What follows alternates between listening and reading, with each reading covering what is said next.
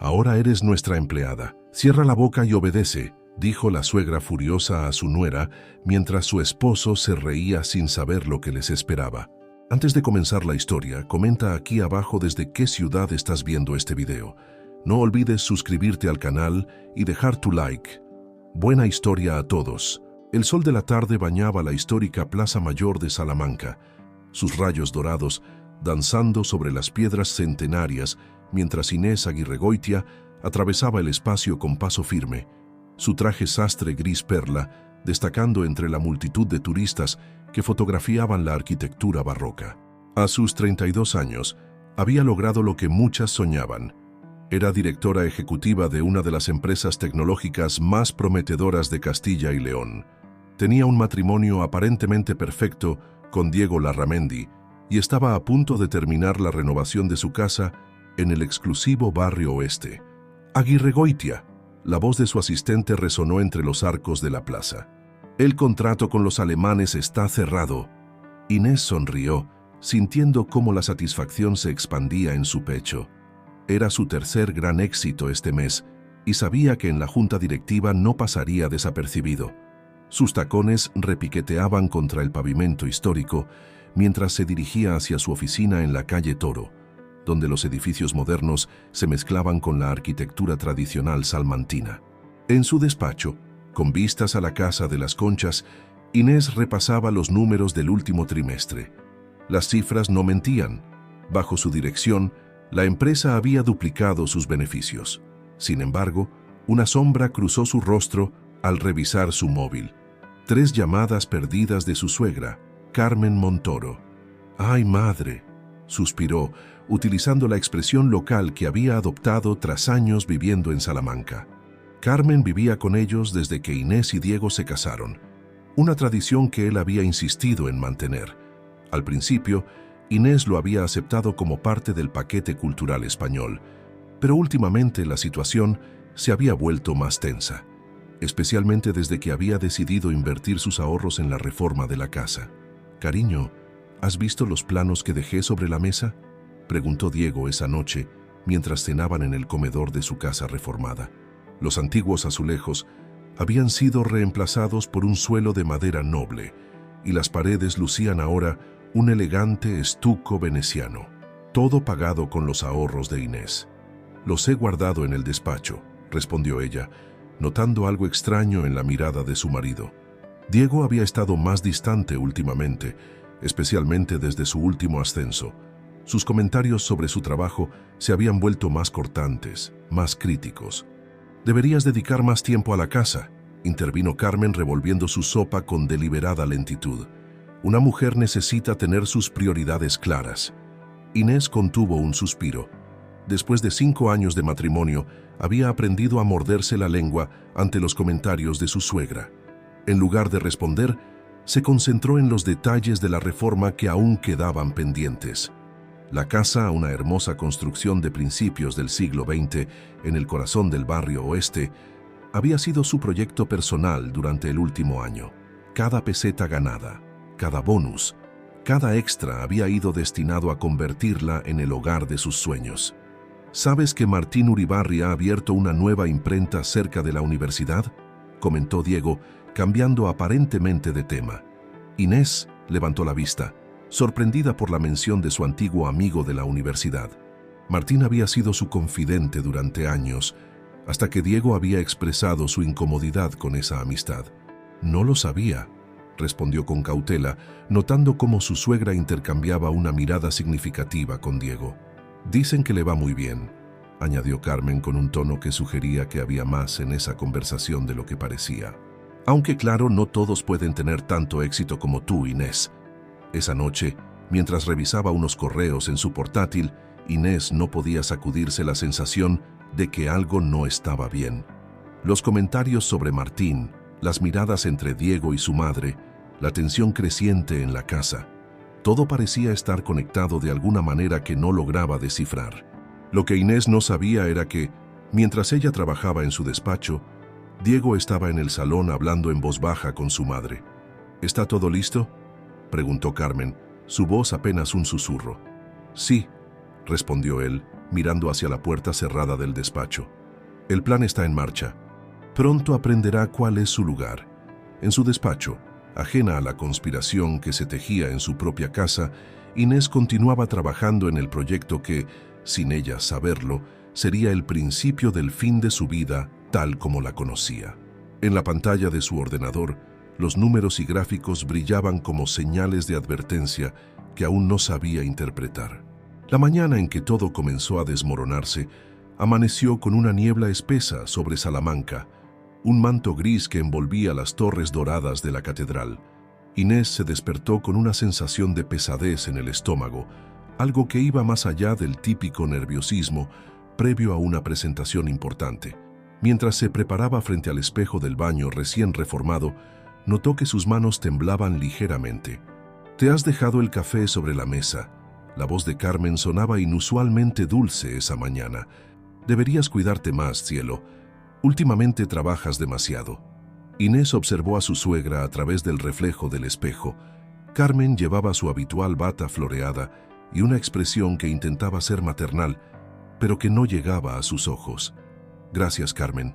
Hoy tengo una presentación muy importante». «Ah, sí. Diego me comentó algo sobre eso», respondió Carmen apoyándose en el marco de la puerta. «¿Sabes? A veces pienso que tanto éxito no es bueno para un matrimonio. Las mujeres de nuestra familia siempre han sabido que el hogar es lo primero». Antes de que Inés pudiera responder, su móvil vibró con un mensaje urgente de su asistente. «Hay un problema con los números del informe. Es grave». El corazón le dio un vuelco. Había revisado esas cifras personalmente la noche anterior. Todo estaba perfecto. En la oficina el caos la esperaba. Los números no cuadraban. Había discrepancias importantes en las proyecciones financieras. Y lo peor, alguien había enviado un correo a la junta directiva señalando graves errores en su gestión. Mientras intentaba entender qué había sucedido, su ordenador comenzó a mostrar archivos corruptos, documentos alterados, emails modificados. «No lo entiendo», murmuró para sí misma, mientras el pánico comenzaba a apoderarse de ella. «Esto es imposible». «Señora Aguirre Goitia», la voz del presidente de la Junta sonaba fría a través del teléfono.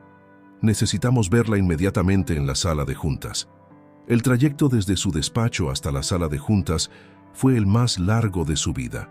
Cada paso sobre el suelo de mármol resonaba como un eco de su corazón desbocado. Al abrir la puerta, se encontró con rostros severos y miradas acusadoras. «Los números no mienten, señora Aguirre Goitia», comenzó el presidente. «Las irregularidades son evidentes. No podemos mantenerla en su posición». «Pero esto es un error», intentó explicar Inés, su voz temblando ligeramente. «Alguien ha manipulado los archivos, yo puedo demostrarlo». «Ya hemos tomado una decisión», interrumpió otro miembro de la Junta. «Puede recoger sus cosas hoy mismo». Aturdida, Inés regresó a su despacho. Las paredes parecían cerrarse sobre ella mientras guardaba sus pertenencias en una caja. Entre sus cosas, encontró una foto de su boda. Ella y Diego sonriendo frente a la fachada de la Universidad de Salamanca. ¿Cómo habían llegado a este punto? Esa noche, cuando llegó a casa, encontró a Diego y Carmen sentados en el salón, como si la estuvieran esperando. «He perdido mi trabajo», anunció dejándose caer en el sillón. Para su sorpresa, ninguno de los dos pareció particularmente afectado por la noticia. «Quizás sea lo mejor», comentó Carmen, intercambiando una mirada con su hijo. «Ahora podrás dedicarte a lo que realmente importa». «¿Lo que realmente importa?». La voz de Inés sonaba hueca. «He perdido todo por lo que he trabajado durante años». «No todo», respondió Diego, con una sonrisa que no llegaba a sus ojos. «Aún nos tienes a nosotros». Esa noche, mientras intentaba dormir, Inés recordó algo que había pasado por alto. Diego había estado trabajando hasta tarde las últimas semanas, siempre en su ordenador, siempre con la pantalla girada para que ella no pudiera ver qué hacía. Y ahora de repente, todos sus archivos aparecían corrompidos, sus informes alterados. Un escalofrío le recorrió la espalda cuando otro recuerdo surgió en su mente. Diego conocía todas sus contraseñas. Él mismo se había ofrecido a configurar su sistema de seguridad informática meses atrás. Por precaución, había dicho. En la oscuridad de su habitación, mientras escuchaba la respiración regular de Diego a su lado, Inés comenzó a atar cabos. Las piezas del rompecabezas empezaban a encajar, formando una imagen que no quería ver pero que no podía ignorar. La pregunta ya no era qué había salido mal, sino quién lo había planeado todo. Las primeras náuseas llegaron con el alba, mientras el campanario de la Catedral Nueva marcaba las 6 de la mañana.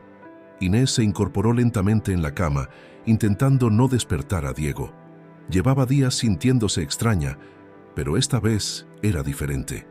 En el baño, mientras observaba su rostro pálido en el espejo, una idea comenzó a tomar forma en su mente.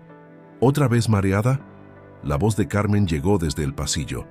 Deberías ir al médico, aunque yo ya sé lo que te pasa. Su suegra esbozó una sonrisa que no llegaba a sus ojos, como si supiera algo que Inés aún no había descubierto. Esa misma tarde, en la farmacia de la Plaza de la Libertad, Inés compraba un test de embarazo. La dependienta, una mujer mayor que la conocía de vista, le dirigió una mirada comprensiva. «Que sea lo que Dios quiera, guapa», le dijo mientras le entregaba la bolsa.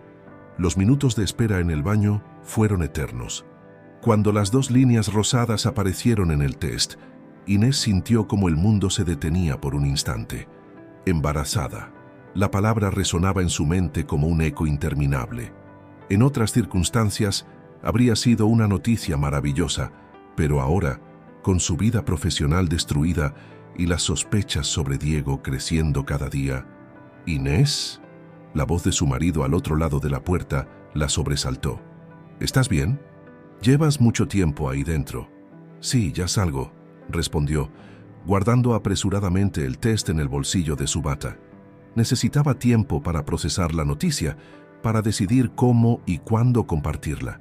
Durante la cena, el silencio pesaba más que de costumbre. Carmen servía la sopa de cocido con movimientos calculados, mientras Diego revisaba su móvil con aparente desinterés. Inés movía la cuchara en círculos, perdida en sus pensamientos. «He estado revisando los papeles de la casa», comentó Carmen de repente, rompiendo el silencio. «Con todo lo que ha pasado últimamente, creo que deberíamos poner algunas cosas en orden». Inés levantó la vista de su plato. «¿Qué papeles?». «Las escrituras, los permisos de reforma, esas cosas», respondió Carmen con un gesto vago de la mano. «Al fin y al cabo, la casa está a mi nombre». La cuchara de Inés se detuvo a medio camino de su boca. «¿Cómo que a tu nombre?». «La casa la compramos Diego y yo, y toda la reforma la he pagado yo». Técnicamente, intervino Diego sin levantar la vista de su móvil. «La casa siempre ha estado a nombre de mi madre. Era más conveniente así». El mundo pareció detenerse por segunda vez ese día. Inés sintió cómo el aire abandonaba sus pulmones lentamente. Todos sus ahorros, todo su esfuerzo, todas las horas extras y los proyectos adicionales que había asumido para pagar la reforma. ¿Y la casa ni siquiera estaba a su nombre? «¿Pero por qué?», logró articular finalmente. «Por seguridad», respondió Carmen con una sonrisa que ahora parecía más una mueca. «Las cosas están mejor así, créeme, especialmente ahora que estás en una situación tan delicada». La mirada que Carmen le dirigió hizo que Inés se llevara instintivamente la mano al vientre. ¿Acaso su suegra lo sabía? ¿Cómo era posible? «No sé de qué hablas», intentó mantener la compostura, pero su voz temblaba ligeramente. «Oh, vamos, querida». Carmen dejó la cuchara sobre la mesa con un tintineo que resonó en el silencio del comedor. Las náuseas, los mareos. No hay que ser muy lista para darse cuenta. La pregunta es, ¿qué piensas hacer al respecto? Inés miró a Diego, buscando apoyo, pero él seguía con la vista fija en su móvil, como si la conversación no tuviera nada que ver con él. En ese momento, comprendió que estaba completamente sola. «Yo», comenzó, pero Carmen la interrumpió. «Piénsalo bien, Inés. Sin trabajo, sin casa propia, ¿de verdad crees que es el momento adecuado para traer un niño al mundo?». Las palabras de su suegra flotaron en el aire como un veneno invisible. Inés se levantó de la mesa, incapaz de seguir soportando la tensión. Mientras subía las escaleras hacia su habitación, escuchó la voz de Carmen. «Diego, hijo, deberías hablar con ella. Hay que ser prácticos en estos momentos». Ya en su habitación, Inés abrió su portátil. Necesitaba respuestas, necesitaba ayuda. Sin pensarlo 2 veces, buscó el nombre de la nueva imprenta de Martín Uribarri.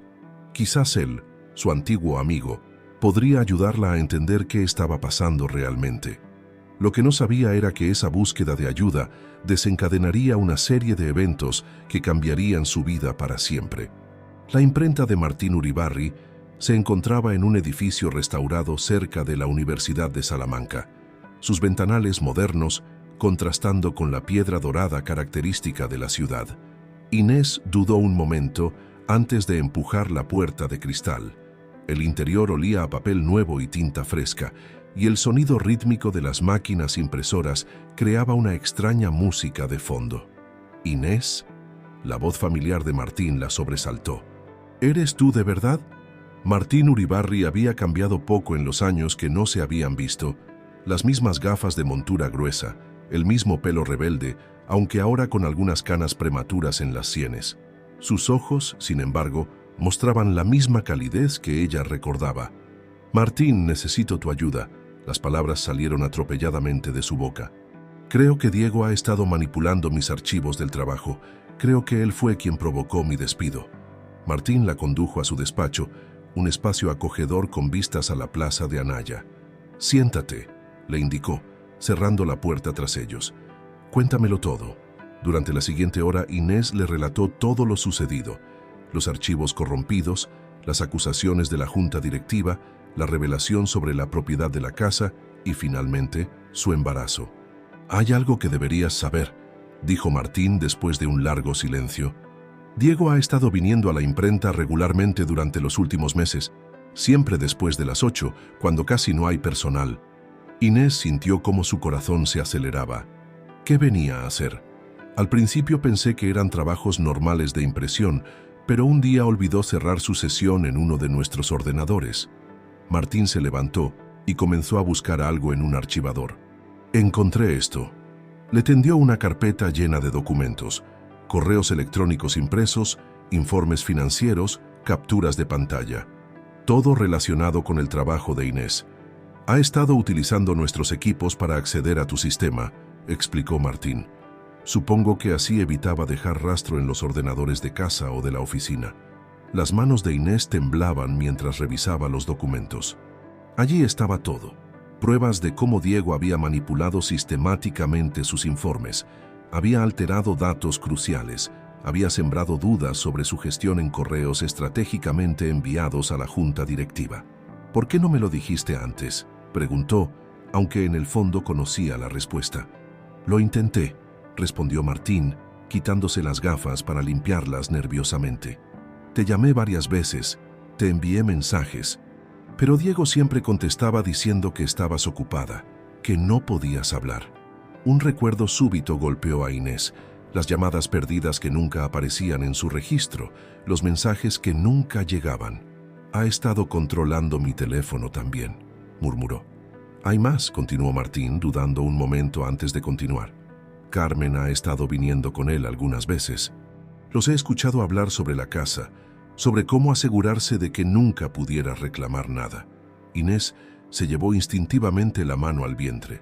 «Están intentando que me vaya», comprendió de repente. «Por eso la presión con el embarazo, por eso las indirectas constantes. No estás sola en esto». Martín se acercó y puso una mano sobre su hombro. «Podemos conseguir ayuda legal. Tengo una amiga abogada que se especializa en casos de manipulación financiera y derechos de propiedad». En ese momento, el móvil de Inés vibró con un mensaje de Diego. «¿Dónde estás? Madre está preocupada».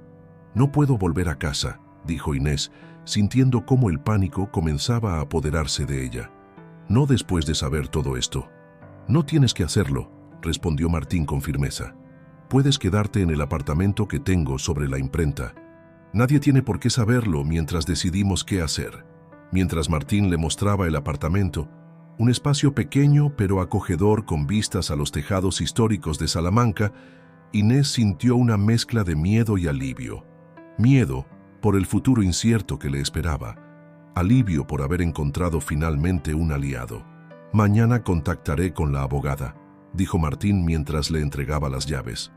Entre los documentos que tenemos y los registros de uso de los equipos de la imprenta, creo que tenemos un caso sólido.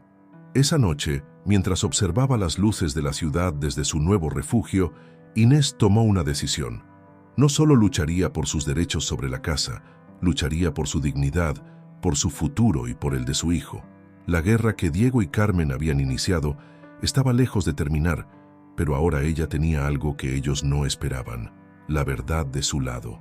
La oficina de la abogada Elena Mendizábal se encontraba en un edificio histórico junto al convento de San Esteban.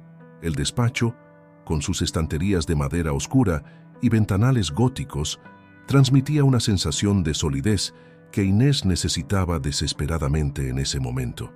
La situación es complicada, pero no imposible, explicó Elena mientras revisaba los documentos que Martín había recopilado. Tenemos pruebas sólidas de la manipulación informática, y el hecho de que utilizara equipos externos en la imprenta juega a nuestro favor. Inés observaba cómo la abogada organizaba metódicamente las evidencias sobre su escritorio de roble. ¿Y qué hay de la casa?, preguntó, su voz apenas un susurro. Ah, eso es interesante. Elena sacó unos documentos de una carpeta. Aunque la propiedad está a nombre de Carmen Montoro, todas las transferencias bancarias de la reforma provienen de tu cuenta personal. Además, tenemos los presupuestos y facturas firmados por ti. En términos legales, esto constituye una inversión significativa que te da derechos sobre la propiedad. Mientras la abogada hablaba, el sol de la tarde entraba por los ventanales, creando patrones de luz sobre los documentos esparcidos. En la calle, los estudiantes de la Universidad de Salamanca pasaban con sus mochilas y risas, ajenos al drama que se desarrollaba tras los muros centenarios. «Hay algo más», añadió Elena, ajustándose las gafas. «He estado investigando los movimientos bancarios de Diego durante los últimos meses. Ha estado transfiriendo cantidades significativas a una cuenta en las Islas Canarias, justo después de cada uno de tus pagos para la reforma». El corazón de Inés dio un vuelco. «¿Está desviando mi dinero?» «Exactamente», confirmó Elena, «y lo mejor es que podemos rastrear cada transferencia. Esto no solo fortalece tu caso sobre la propiedad, sino que también podría constituir un delito de apropiación indebida». En ese momento, el móvil de Inés vibró con una notificación. Era un mensaje de Carmen. «Diego está muy preocupado por ti. Deberías pensar en el bebé y volver a casa. Las embarazadas no deberían andar solas por ahí». «¿Cómo saben dónde estoy?», murmuró Inés, sintiendo cómo el pánico comenzaba a apoderarse de ella. Elena tomó el teléfono y lo examinó. «Probablemente han instalado algún tipo de software de seguimiento». «Déjame revisarlo», dijo, conectando el dispositivo a su ordenador. «Sí, aquí está. Han estado monitoreando todos tus movimientos».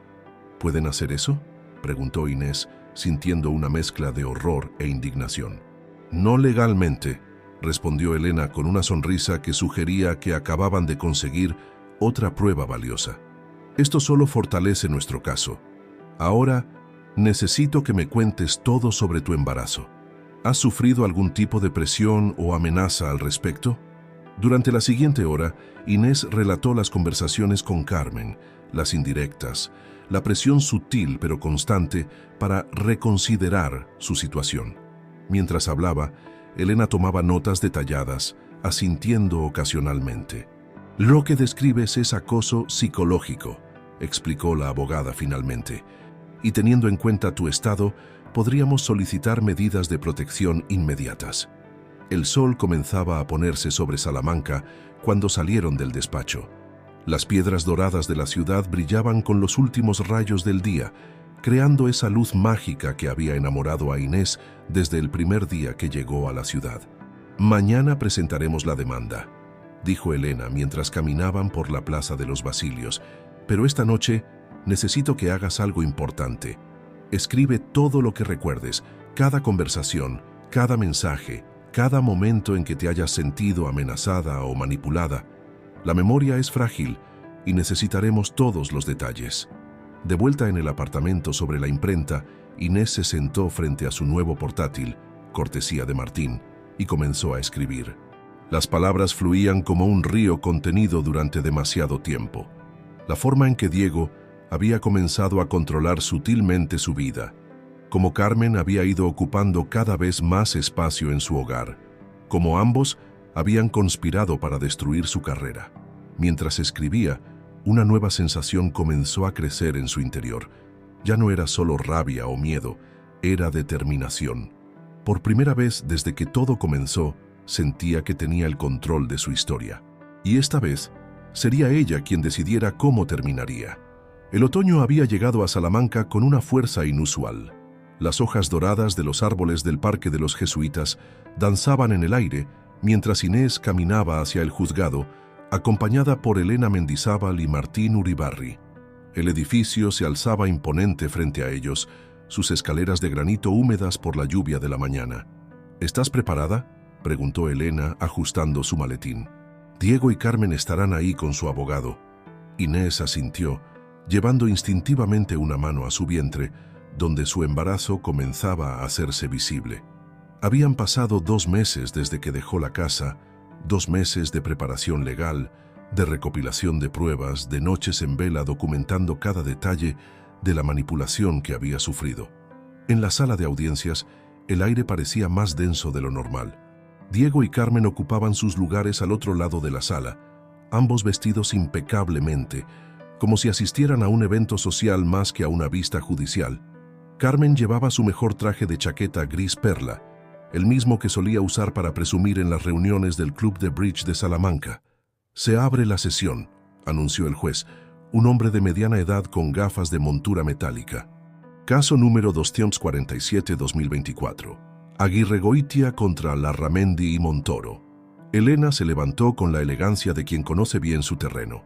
«Señoría, mi cliente, la señora Aguirregoitia, ha sido víctima de una elaborada conspiración para destruir su carrera profesional y despojarla de sus derechos sobre una propiedad en la que ha invertido la totalidad de sus ahorros». Mientras Elena presentaba las pruebas, Inés observaba las reacciones de Diego y Carmen. Su marido mantenía la misma expresión impasible de siempre, pero su madre, Carmen, parecía haber envejecido años en los últimos meses.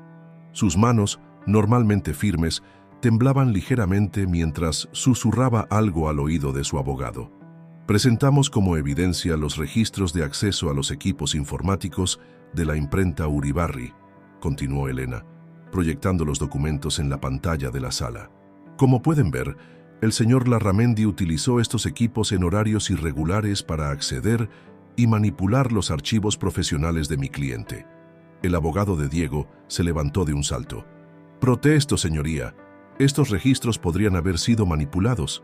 «Se acepta la protesta», respondió el juez. «¿Puede demostrar la autenticidad de estos registros?» Elena sonrió levemente. «Por supuesto, señoría.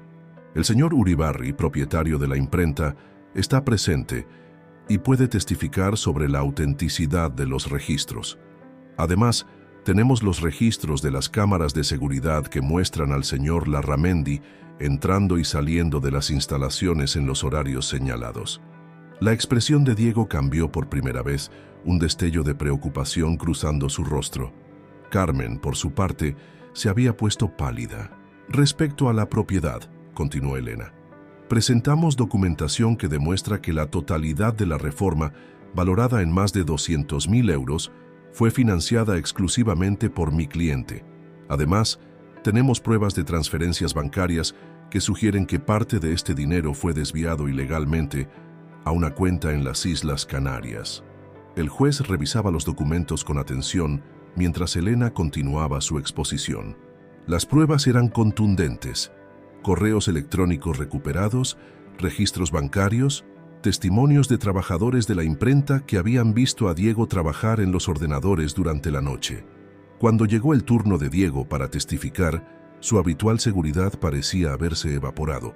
«Todo esto es un malentendido», intentó explicar. «Yo solo intentaba proteger nuestros intereses familiares». «¿Proteger los intereses familiares incluye destruir la carrera profesional de su esposa?», preguntó Elena con tono incisivo. «Ella estaba descuidando su hogar», intervino Carmen desde su asiento, ignorando los intentos de su abogado por mantenerla callada. «Una mujer debe saber cuál es su lugar». Un murmullo recorrió la sala. El juez Golpeó su martillo pidiendo orden. Señora Montoro no está autorizada a intervenir en este momento. Pero Carmen parecía haber perdido el control. Todo lo hicimos por su bien. Se estaba volviendo demasiado independiente y ahora, con ese embarazo... «Silencio», ordenó el juez, su voz resonando en la sala. Un receso de 15 minutos. En el pasillo, durante el receso, Martín se acercó a Inés. «Lo estás haciendo muy bien», susurró. «Elena tiene todo controlado». Inés asintió observando a través de la ventana cómo las hojas seguían cayendo en el patio del juzgado.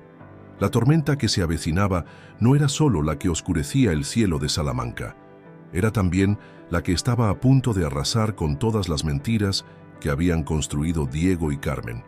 La sentencia llegó con la primera nevada de diciembre.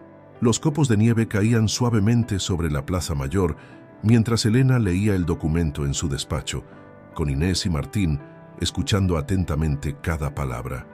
«El tribunal falla a favor de la demandante», leyó Elena, una sonrisa profesional dibujándose en su rostro.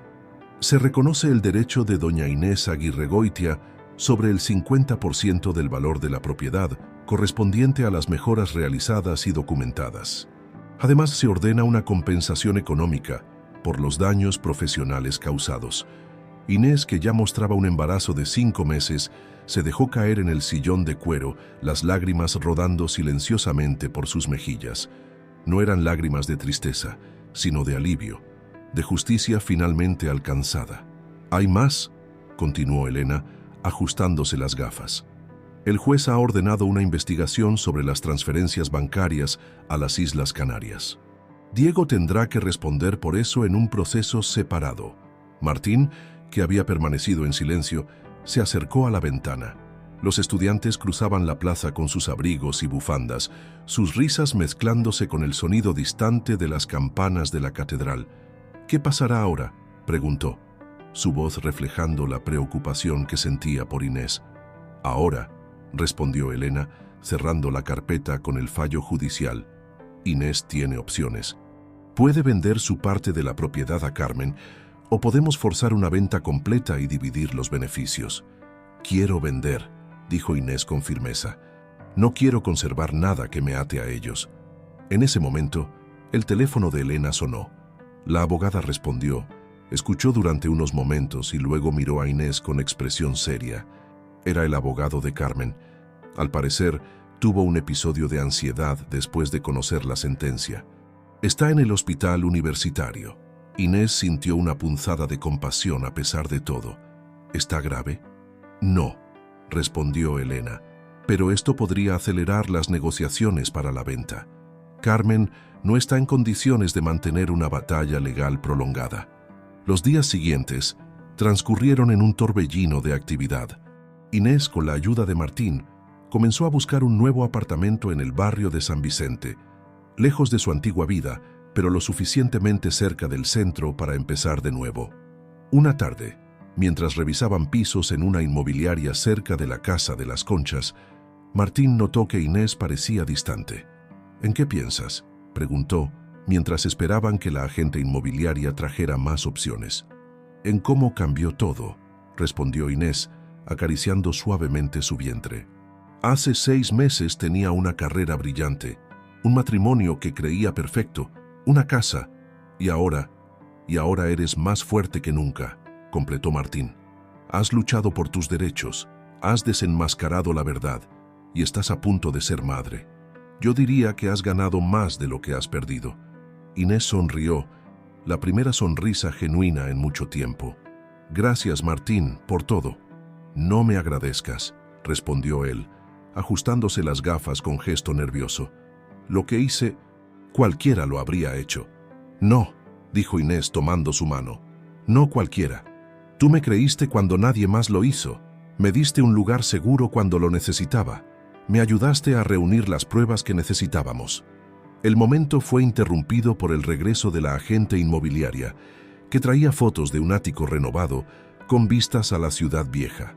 Mientras revisaban las imágenes, Inés sintió una patada de su bebé. «Creo que a alguien le gusta», bromeó, llevando la mano de Martín a su vientre para que sintiera los movimientos. El gesto tan íntimo y natural, los sorprendió a ambos. Sus miradas se encontraron por un momento y algo nuevo, algo que ninguno de los dos se atrevía aún a nombrar, flotó en el aire entre ellos.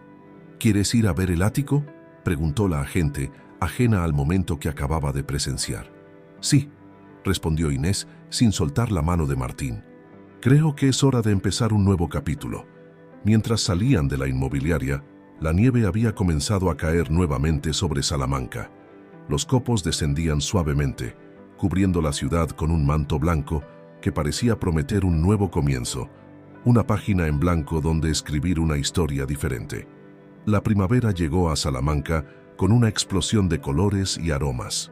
Los cerezos del huerto de Calixto y Melibea florecían, cubriendo los senderos con pétalos rosados que el viento arrastraba hasta las calles empedradas del casco antiguo.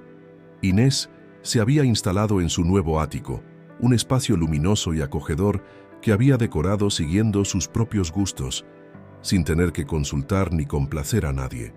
Las paredes, antes desnudas, ahora lucían fotografías en blanco y negro de la ciudad vieja, muchas de ellas tomadas por Martín, que había descubierto una pasión por la fotografía en sus ratos libres.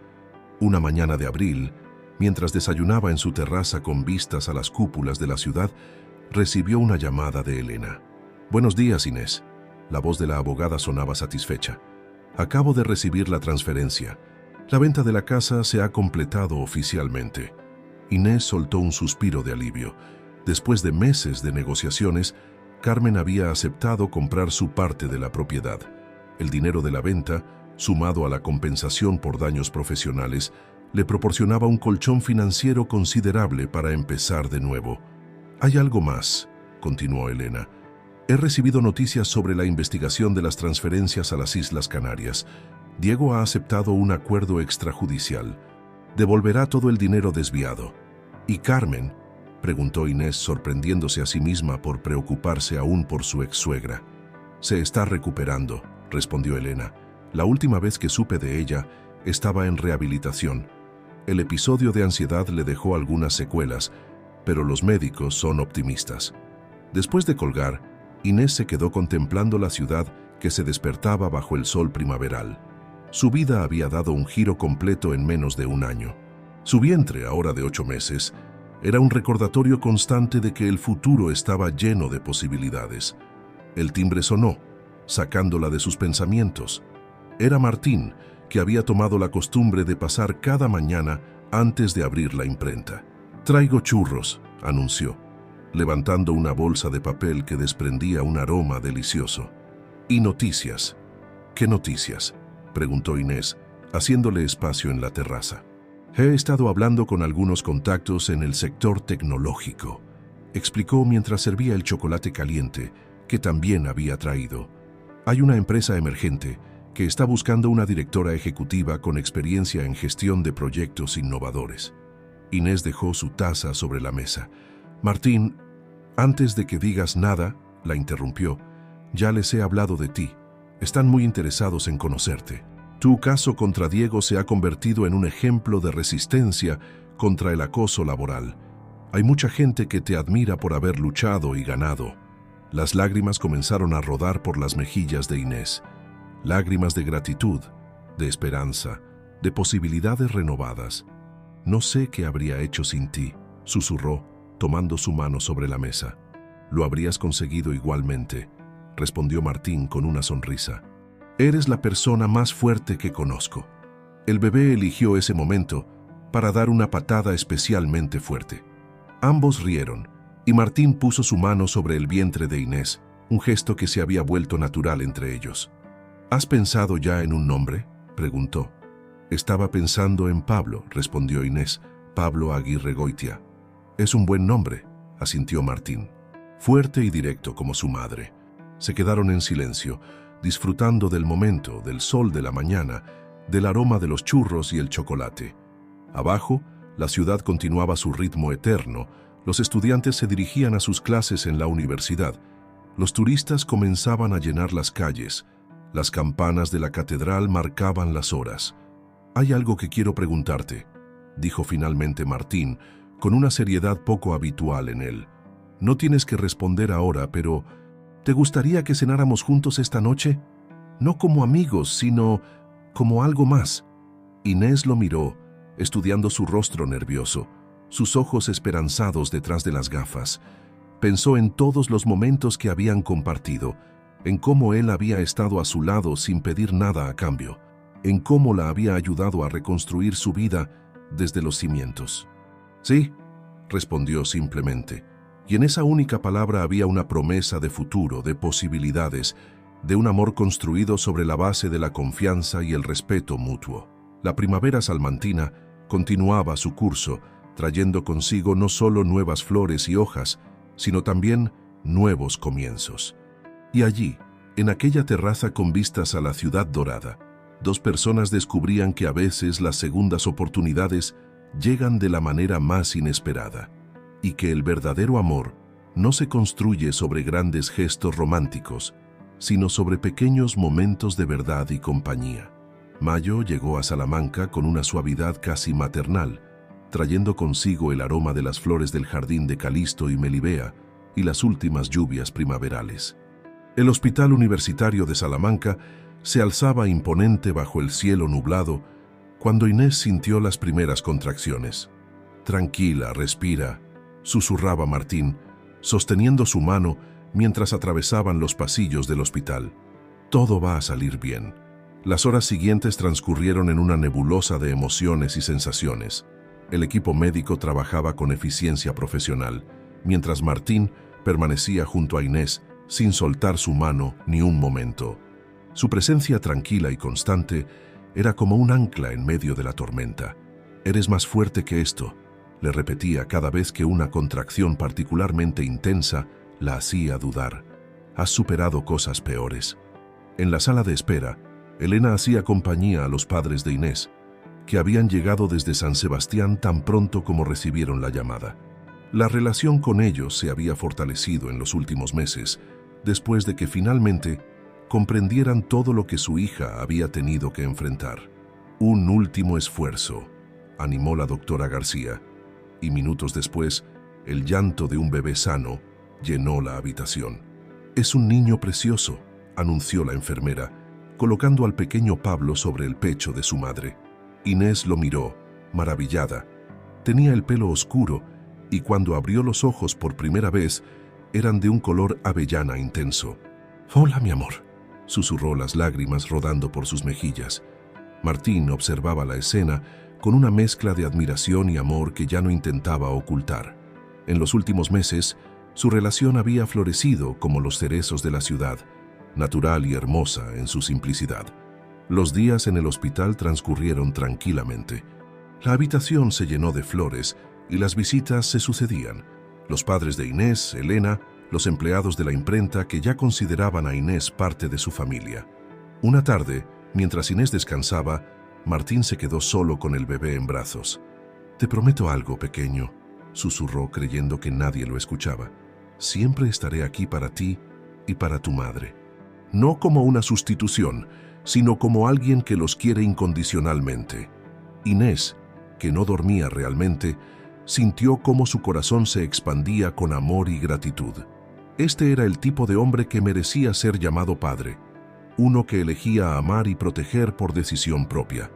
De regreso en el ático, la vida comenzó a encontrar su nuevo ritmo.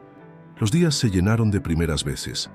El primer baño de Pablo, su primera sonrisa, las noches en vela que Martín e Inés compartían cuidando al bebé. La terraza se convirtió en el lugar favorito de la pequeña familia. Allí, bajo el cielo salmantino, Pablo crecía rodeado de amor, mientras sus padres compartían tazas de café y conversaciones sobre el futuro. «He estado pensando», dijo Inés una tarde mientras Pablo dormía en su cochecito, «en la oferta de trabajo que mencionaste». «¿La de la empresa tecnológica?», preguntó Martín, apartando la vista de su cámara con la que había estado fotografiando el atardecer sobre la catedral.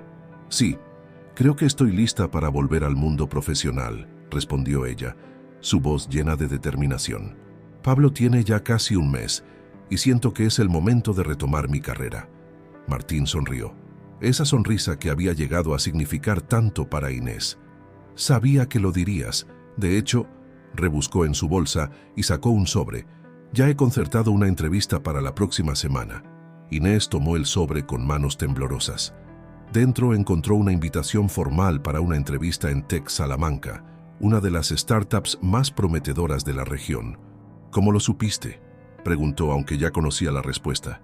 Porque te conozco, respondió él simplemente. Sé que necesitas más que ser madre y mi novia. Necesitas volver a ser la ejecutiva brillante que siempre has sido. En ese momento, Pablo se despertó y comenzó a llorar suavemente. Inés lo tomó en brazos y se acercó a la barandilla de la terraza. Bajo ellos, Salamanca se preparaba para la noche. Las luces comenzaban a encenderse y las últimas palomas regresaban a sus nidos en las torres de la catedral. ¿Sabes qué es lo mejor?, dijo mientras mecía suavemente a Pablo. Que esta vez no tengo que elegir. Puedo ser madre, profesional y mujer enamorada. Puedo serlo todo sin sacrificar nada. Martín se acercó y los envolvió a ambos en un abrazo. El sol poniente bañaba la ciudad en tonos dorados, los mismos que habían dado a Salamanca su sobrenombre de Ciudad Dorada. Pero para ellos, el verdadero oro estaba allí, en ese momento compartido, en esa familia construida sobre las cenizas de un pasado que ya no podía lastimarlos. El verano había llegado a Salamanca con su característico calor seco, convirtiendo las tardes en una sinfonía de persianas bajadas y terrazas bulliciosas.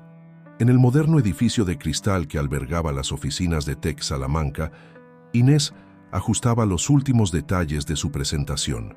Habían pasado 3 meses desde su incorporación como directora ejecutiva y la empresa florecía bajo su liderazgo. Su experiencia previa, combinada con las lecciones aprendidas durante su lucha personal, la habían convertido en una líder más empática y efectiva. «Señora Aguirregoitia», la voz de su asistente sonó a través del intercomunicador. «Su hijo está aquí con el señor Uribarri». Inés sonrió. Había insistido en crear una sala de lactancia en la oficina y la empresa había adoptado políticas favorables para padres y madres trabajadores. Estos cambios no solo habían mejorado el ambiente laboral, sino que habían atraído más talento a la empresa. Martín entró con Pablo en brazos, el bebé ya mostrando los primeros signos de una personalidad curiosa y alegre. «Alguien echaba de menos a su mamá», dijo, entregándole el niño a Inés. «¿Cómo ha ido la sesión de fotos?», preguntó ella mientras besaba las mejillas regordetas de Pablo. «Perfectamente», respondió Martín, mostrándole algunas fotos en su cámara. «El reportaje sobre empresarias innovadoras de Castilla y León va a quedar espectacular. La revista regional había querido hacer un artículo sobre la transformación de Tech Salamanca bajo el liderazgo de Inés y habían encargado el trabajo fotográfico a Martín, cuya reputación como fotógrafo profesional había crecido considerablemente en el último año. «¿Lista para esta noche?», preguntó Martín mientras Inés alimentaba a Pablo. «¿La cena en el restaurante nuevo de la Plaza Mayor?». «Por supuesto», respondió ella, aunque notó algo diferente en la voz de Martín, un nerviosismo poco habitual en él. El restaurante resultó ser una sorpresa completa. Martín había reservado la terraza superior, con vistas privilegiadas a la Plaza Mayor iluminada. Pablo dormía plácidamente en su cochecito mientras ellos disfrutaban de la cena. «Hay algo que quiero decirte», comenzó Martín, su mano jugando nerviosamente con algo en el bolsillo de su chaqueta. En ese momento, un movimiento en la plaza llamó la atención de Inés. Entre la multitud que paseaba, le pareció ver una figura familiar, Diego, caminando del brazo de su madre Carmen, que se movía con la ayuda de un bastón. «Los he visto algunas veces», comentó Martín siguiendo su mirada. «Carmen va a terapia física en el centro». Inés asintió, sorprendida por su propia reacción. Ya no sentía dolor ni rabia al verlos, solo una extraña mezcla de compasión y gratitud. Si no hubiera sido por ellos, por todo lo que había tenido que superar, quizás nunca habría descubierto su verdadera fuerza. «¿Sabes?», dijo, volviendo su atención a Martín. «A veces pienso que todo tenía que suceder así, no por destino, sino porque cada decisión, cada lucha me trajo hasta aquí. Hasta nosotros», completó Martín, y finalmente sacó lo que había estado guardando en su bolsillo, una pequeña caja de terciopelo azul. El corazón de Inés dio un vuelco. «Martín, no es lo que piensas», sonrió él abriendo la caja. Dentro había un juego de llaves. «Son las llaves de la casa que acabo de comprar en el barrio de San Vicente. Tiene un jardín perfecto para que Pablo juegue, un estudio para mis fotografías y una oficina con las mejores vistas para cuando trabajes desde casa». Pero Inés tomó las llaves con manos temblorosas. «Y también», continuó Martín sacando ahora una segunda caja, más pequeña, «está esto». Dentro había un anillo sencillo pero elegante. No quiero que sea una sorpresa elaborada ni un gran gesto romántico. Quiero que sea como nosotros, sincero, real, construido sobre la confianza y el amor verdadero. Las luces de la Plaza Mayor brillaban como estrellas a su alrededor, mientras Inés miraba alternadamente las llaves y el anillo. En el cochecito, Pablo se movió en sueños, como si incluso él supiera que este era un momento especial. «¿Quieres construir una vida juntos?», preguntó Martín. «No solo como pareja, sino como familia. Tú, yo y Pablo». Inés no necesitó pensarlo. La respuesta estaba en cada momento compartido, en cada obstáculo superado, en cada pequeña victoria celebrada juntos. «Sí», respondió, y en esa simple palabra estaba contenida toda una vida de promesas. Mientras se besaban, los aplausos de los otros comensales, que habían sido testigos silenciosos de la escena, llenaron la terraza. Abajo, la Plaza Mayor continuaba su vida eterna, testigo de miles de historias de amor a lo largo de los siglos. Pablo se despertó con el ruido y en lugar de llorar soltó una de sus risas burbujeantes que iluminaban el mundo. Inés y Martín lo incluyeron en su abrazo, una familia que había encontrado su camino a través de las adversidades hasta la felicidad. El otoño había teñido de ocre y dorado los jardines del Palacio de Monterrey, donde Inés y Martín habían decidido celebrar su boda. La ceremonia civil se realizaría en uno de los patios renacentistas del palacio, bajo un cielo salmantino excepcionalmente azul para mediados de octubre. Pablo, que ya había cumplido 6 meses, observaba todo con sus grandes ojos avellana desde los brazos de la madre de Inés. Vestido con un pequeño traje que hacía juego con el de Martín, se había convertido en el centro de atención de todos los invitados. En la habitación donde Inés se preparaba, Elena ajustaba los últimos detalles del vestido, un diseño elegante y sencillo que reflejaba perfectamente la personalidad de la novia. «¿Quién iba a decir cuando nos conocimos en mi despacho que acabaría siendo tu madrina de boda?», comentó Elena mientras arreglaba la cola del vestido. «La vida da muchas vueltas», respondió Inés, observando su reflejo en el espejo.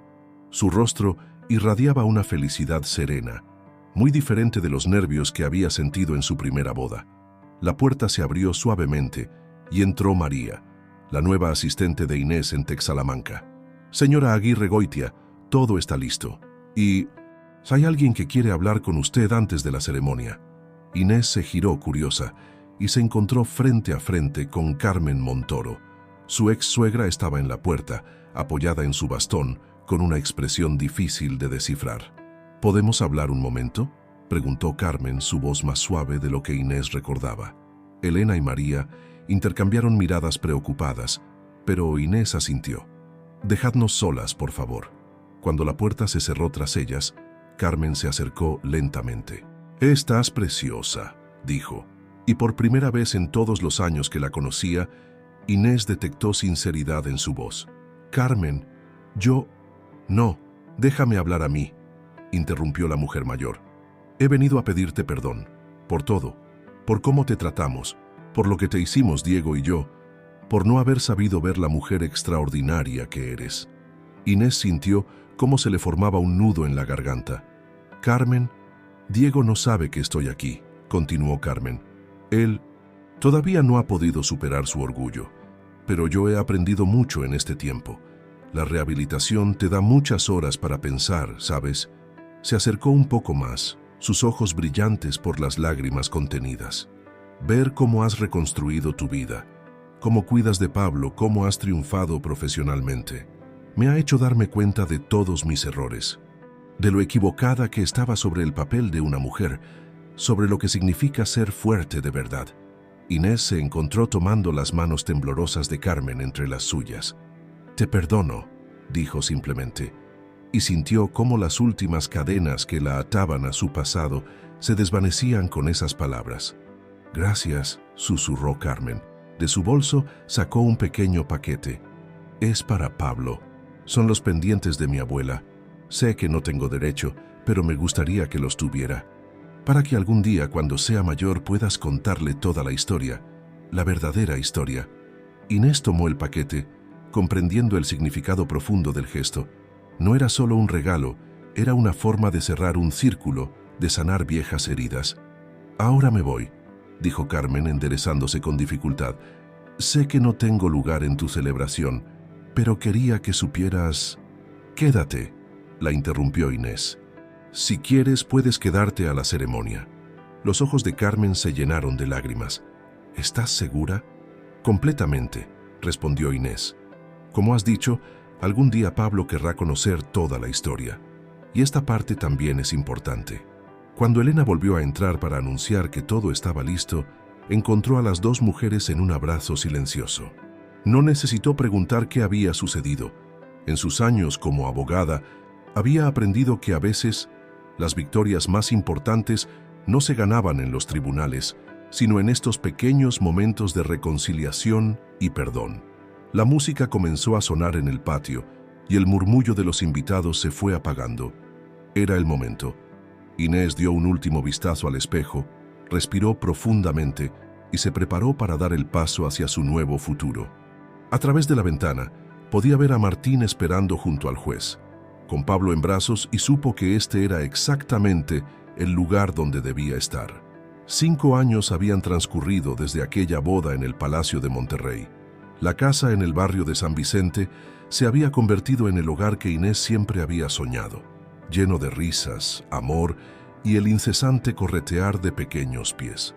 Pablo, ahora un niño vivaracho de 5 años y medio, jugaba en el jardín bajo la atenta mirada de su hermana menor, Luna, de 3 años, fruto del amor entre Inés y Martín. El jardín, que en su día había sido uno de los principales atractivos de la casa, se había transformado en un paraíso infantil, donde convivían columpios con el huerto urbano que Martín había instalado como proyecto familiar. «Mamá, mira lo que he encontrado», gritó Pablo corriendo hacia Inés con un objeto brillante en la mano. Era uno de los pendientes que Carmen le había regalado el día de la boda, perdido hacía tiempo durante uno de sus juegos. «¿Te acuerdas de quién te los regaló?», preguntó Inés sentándose en el banco del jardín y sentando a Pablo en su regazo. «La abuela Carmen», respondió el niño, «la que está en el cielo». Carmen había fallecido el año anterior, en paz consigo misma y reconciliada con su pasado. En sus últimos años, había construido una relación especial con Pablo, a quien visitaba regularmente. Estas visitas se habían convertido en pequeños momentos de redención, donde el amor incondicional de un niño había ayudado a sanar viejas heridas. «Papá, papá», la vocecita de Luna interrumpió el momento. Martín acababa de llegar de la imprenta, que ahora se había expandido para incluir una galería de arte fotográfico en el centro de Salamanca. «Mis pequeños artistas», exclamó él, alzando a Luna en brazos mientras Pablo se unía al abrazo. Su última exposición, titulada Renaceres, documentaba la transformación de Salamanca a través de las estaciones, un proyecto que había ganado reconocimiento nacional. Inés observaba la escena desde el banco, su corazón rebosante de felicidad. Tec Salamanca se había convertido en una de las empresas tecnológicas más importantes de España, y su modelo de conciliación familiar había sido replicado por otras compañías. Elena, que seguía siendo una amiga cercana, bromeaba diciendo que Inés había conseguido revolucionar el mundo empresarial español sin proponérselo. «¿En qué piensas?», preguntó Martín, sentándose a su lado mientras los niños volvían a sus juegos. «En todo y en nada», respondió ella, apoyando la cabeza en su hombro.